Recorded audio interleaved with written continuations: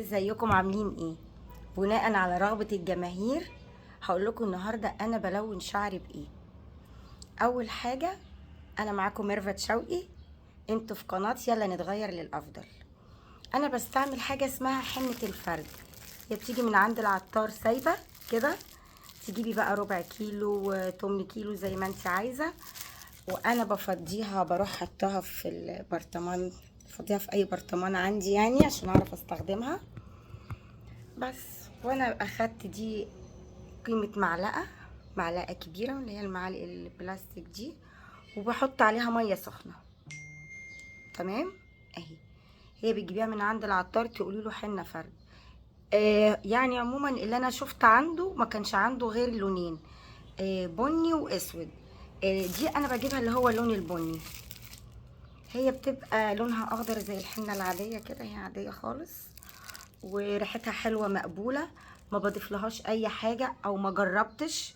لما كنت بستعمل الحنة البلدي بتاعت زمان كنت بحط الاضافات بقى والحبشتكنات اللي انتوا عارفينها، لكن دي هما كاتبين ان انتي تحطي مية سخنة، فانا مش ببقى عايزة جازف يعني. سعرها ايه مش عارفة، علشان هما كل مرة بسعر. بس هي يعني فرنج 600 700 جنيه مثلا الكيلو، لكن بتقعد معاكي كتير، لاني او يمكن معايا انا عشان انا باخد يعني ايه معلقه كده مثلا. إيه الفرشه بتاعت الصبغه العاديه، لازم تغسلي شعرك الاول وتنضفيه. طبعا اللي شاف الفيديو اللي فات عشان نبقى عارفين بقى كل الخطوات اللي انا بعملها للعنايه بشعري، هترجعي تشوفي الفيديو اللي فات وانا شعري لسه وسخ او يعني على اخر الاسبوع خلاص.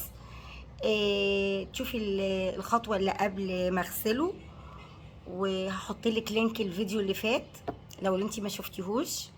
وبعدين بغسل شعري بالشامبو، تنضفيه كويس جدا، يعني لازم الحنه دي تحطيها على شعر نظيف، نحط الحنه على شعر نظيف، وما بتحطيش ولا بلسم ولا حمام كريم، يعني يبقى نظيف نظيف زي ما انا عامله دلوقتي كده، اللي هو مغسول بس. وبرده هم قايلين في التعليمات ان هو الشعر يبقى ناشف، فانا بنشفه.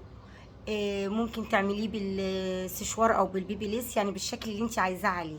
فهو كده الشعر نضيف ناشف. وبنقسم الشعر بقى لاربعه، تقسميه كده لاربع اجزاء وتحطيه. فانا هحطه وابقى ارجع لكم تاني اكمل لكم الفيديو. سلام مؤقت.